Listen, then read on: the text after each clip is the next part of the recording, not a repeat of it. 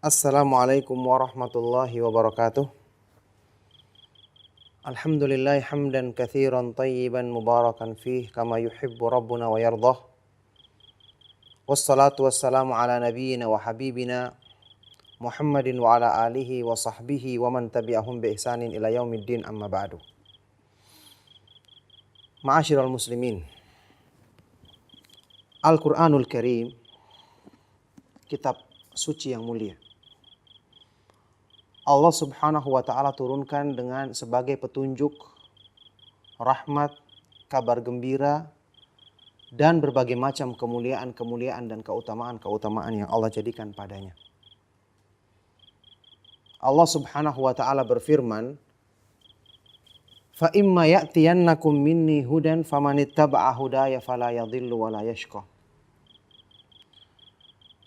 Dan jika datang kepadamu, wahai manusia, petunjuk dariku, maka barang siapa yang mengikuti petunjukku dalam Al-Quran, maka dia tidak akan tersesat dan tidak akan sengsara celaka di akhirat nanti. Sahabat yang mulia Abdullah bin Abbas radhiyallahu taala anhuma berkata, "Takaffalallahu liman qara'al Qur'an wa amila bima fihi alla yadhilla fid dunya wa la yashqa fil akhirah." Allah menjamin bagi orang yang membaca Al-Quran dan mengamalkan kandungannya, dia tidak akan tersesat di dunia ini dan tidak akan sengsara di akhirat nanti. Al-Quranul Karim yang mulia. Akan tetapi kenyataannya kaum muslimin rahimakumullah, banyak di antara kita yang membaca Al-Quran rajin membolak-balikan lembarannya. Akan tetapi rasanya fungsi dan manfaat Al-Quran kurang kita dapati. Al-Quran sebagai sebab yang menenangkan hati manusia, mendamaikan jiwa manusia. Ala bidzikrillahi tatmainnul qulub. Ketahuilah dengan mengingat Allah hati manusia menjadi tenang. Banyak orang yang membaca Al-Quran tapi hatinya selalu diliputi dengan kegundah-gulanaan. Diliputi keresahan. Bahkan stres menghinggapi jiwanya. Bagaimana fungsi Al-Quran? Pada diri orang ini tidak terlihat nyata padahal dia rajin membaca Al-Quran. Inilah satu kenyataan yang harusnya kita renungkan sebabnya. Kita pelajari apa yang menjadi permasalahan dalam hal ini dengan merujuk terhadap kepada petunjuk Allah dan keterangan para ulama Ahlus Sunnah. Al-Quran diturunkan bukan cuma sekedar dibaca huruf-hurufnya, dibolak-balik lembaran-lembarannya, bukan cuma sekedar dikejar untuk bisa ditamatkan, membaca sekian dalam sehari, tamat sampai sekian hari. Kalau targetnya cuma sekedar menghabiskan, sebagian orang bisa satu malam menghabiskannya, sekedar dibaca saja. Ibnu Mas'ud radhiyallahu taala anhu melarang hal ini dalam sebuah athar ucapan beliau. Beliau mengatakan, "Wala yakunu hammu ahadikum akhir surah." Jangan yang menjadi perhatian salah seorang di antara kamu sekedar menghabiskan surat, sekedar akhir dari ayat, menghabiskan surat untuk mempercepat bacaannya. Tidak. Al-Quran tujuan utamanya bukan diturunkan untuk itu. Tapi tujuannya adalah untuk bisa diamalkan kandungannya, yang berarti harus dipahami isinya, dimengerti makna yang terkandung di dalamnya. Allah subhanahu wa ta'ala berfirman, "Kitabun anzalnahu ilaika mubarakun liyadabbaru ayatihi wa liyatadzakkara ulul albab." Kitab Al-Quran yang kami turunkan kepadamu ya Rasulullah, agar manusia merenungkan isinya, menghayati maknanya.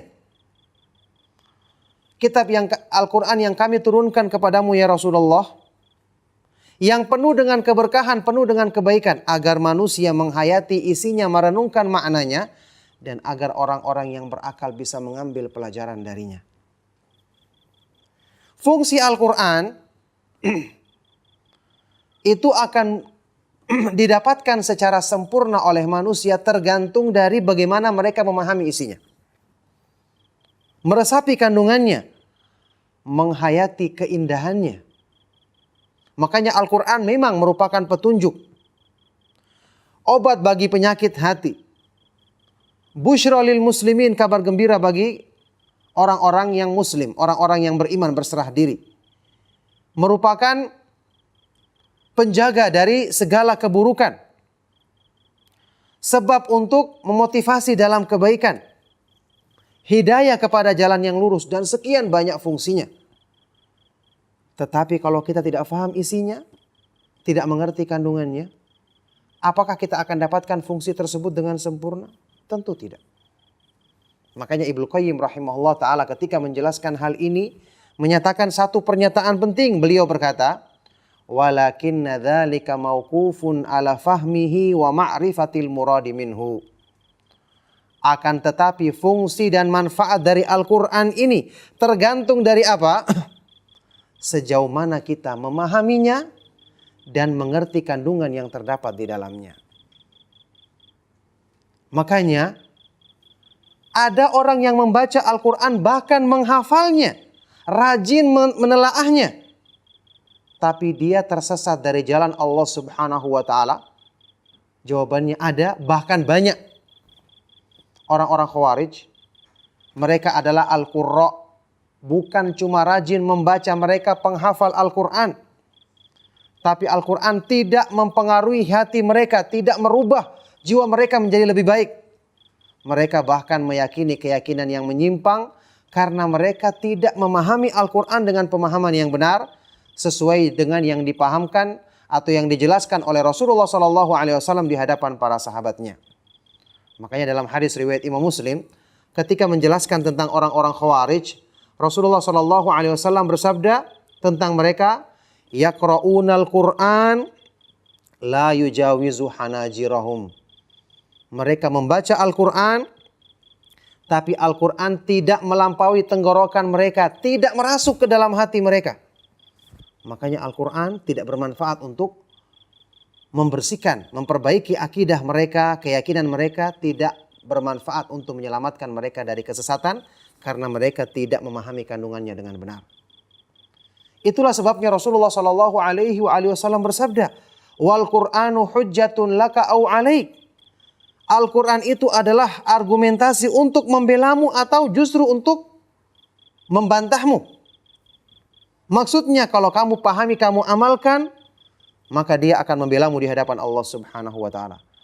Tetapi kalau kamu tidak paham, bagaimana kamu bisa mengamalkannya? Justru apa yang kamu baca itu akan menjadi argumentasi untuk menjatuhkanmu di hadapan Allah Subhanahu wa ta'ala. Na'udzubillahi min dzalik. Nah, inilah pentingnya untuk kita mengusahakan pemahaman Al-Quran. Sebagian dari para ulama mengatakan, rubba qari'in lil Qur'ani wal Qur'anu yal'anuh. Berapa banyak orang yang membaca Al-Quran tapi Al-Quran justru melaknat dirinya. Justru melaknat dirinya. Makanya membaca Al-Quran, kaum muslimin rahimakumullah, target kita jangan sekedar banyak-banyakan kuantitasnya, tapi manfaat yang kita ambil darinya. Para ulama salaf yang terdahulu tidak mereka itu jadikan ukuran kebaikan dengan cepatnya dihafal Al-Quran. Tapi ukuran kebaikan menurut mereka adalah meskipun sedikit yang dibaca, bisa difahami artinya, berusaha direnungkan maknanya. Itulah cara belajar mereka sehingga mereka meraih keutamaan yang sempurna, meraih manfaat yang maksimal dari bacaan Al-Quran yang disertai perenungan yang mereka lakukan. Oleh karena itu salah seorang tabi'in yang mulia, Abu Abdurrahman As-Sulami, menceritakan bagaimana waktu mereka belajar Al-Quran dari para sahabat radhiyallahu ta'ala anhum ajma'in, sebagaimana ini merupakan metode yang ditempuh oleh para sahabat ketika mereka belajar Al-Quran dari Rasulullah SAW. Beliau berkata, Abu Abdurrahman As-Sulami, akhadnal Qur'an an qaumin akhbaruna annahum kanu idza ta'allamu asyra ayatin lam yatajawazuhunna ilal ashril ukhar hatta ya'lamu ma fiha. Kami belajar Al-Quran dari satu kaum, yaitu para sahabat, yang mereka menceritakan kepada kami bahwa mereka jika mempelajari 10 ayat dari Al-Quran, mereka tidak akan melampauinya ke 10 ayat berikutnya sampai mereka memahami kandungannya, memahami, merenungkan dan mengamalkannya.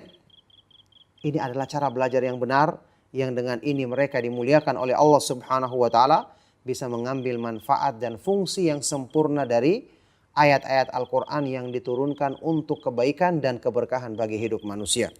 Maka semoga Allah Subhanahu wa taala menjadikan kita sebagai ahlul Quran yang sesungguhnya, yang rajin membacanya, berusaha memahami artinya, minimal membaca terjemahannya, dan berusaha mengambil faedah, menyembuhkan penyakit hati, meluruskan keimanan kita dari petunjuk Al-Quran yang sempurna. Semoga Allah Subhanahu wa taala senantiasa menjadikan Al-Quran sebagai imam yang membimbing kita untuk menempuh jalan yang lurus sampai di akhir hayat kita. Wassallallahu wasallam wa barak ala nabiyyina Muhammadin wa ala alihi wa sahbihi wa man tabi'ahum bi ihsanin ila yaumiddin wa akhiru da'wana anil hamdulillahi rabbil alamin. Wassalamualaikum warahmatullahi wabarakatuh.